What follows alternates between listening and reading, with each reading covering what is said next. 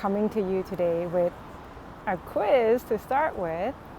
So I want you to guess which group of the students persisted better and longer and had more grit after failure. So there's 3 groups of students, and they were all going through this, let's say, a super elite version of the SAT. So it's like a super hard like vocabulary test pretty much, and it's pretty much rigged for them to all fail. So all the students failed. Now there's 3 groups. The first group were kind of not told anything after the failure, just that you didn't do well or you failed. The second group were kind of taught ways to boost your own self-esteem. So, learning how to say, I'm awesome. This study was done in Berkeley. So it's like, you're going to Berkeley, so you must be so smart. You're amazing in other ways. So kind of like doing a self-esteem boost talk. And the third group is learning how to speak to yourself kindly, kind of as if you're talking to your best friend. So like, hey, it's okay, you didn't do well, that's okay, I still like you as a person, and you have other good qualities, so don't worry about it, how can I help you? So that's kind of like, think about how you would talk to a best friend who's like struggling. So those 3 groups of students.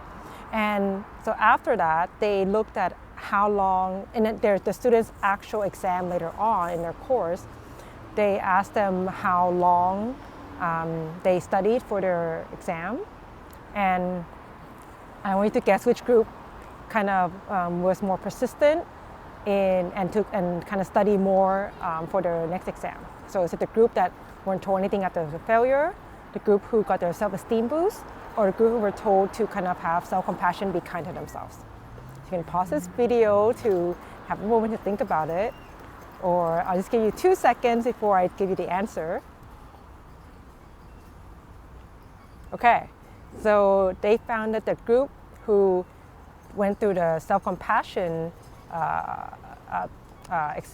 condition were the ones who actually picked themselves up more after failure and had grit and had more resiliency and had kind of work harder in their next kind of obstacle. So this is an interesting thing because people might assume, why not self-esteem? That is the thing that's going to help you kind of after failure. So the researcher here, Kristen Neff, she's a leading researcher in self-compassion. I don't think this is her own study, but she still explained it where self-esteem is good to have, right? But it's usually contingent on some kind of success or social comparison. So for example, I'm really pretty, but that's kind of comparing to, other people's look. I'm really great at basketball, so you have to know where your skill lies compared to others. So self-esteem is how good you see yourself, and it tends to be kind of social comparison contingent in some way. So not saying it's a bad thing to have, but the problem is it abandons you when you fail, right? Because if you fail, then you have evidence that you weren't better at something than other people. So then this is where the self-compassion is more universal and can come in, because it's really about, hey, we're all human. Every single human on earth has failed in some way, and it's totally cool and normal, but that's okay. Let's just pick ourselves up and try again. And that kind of message actually adds more internal kind of resources and resiliency, so that when you do fail, you don't feel like double shit from kind of saying you suck, you're an idiot. So that's the first thing. And then second thing is, that kind of self-compassion gives you the space to kind of rebuild your internal resources, so that you will actually want to work harder in future tasks. So that's kind of something for you to try out if you're the kind who tends to kind of be really mean to yourself if you fail at something. So the quick tips are, for example, if you failed something and you're starting to feel bad, let's pretend you're talking to your best friend or somebody you care about, how you speak to them. So speak to yourself that same way.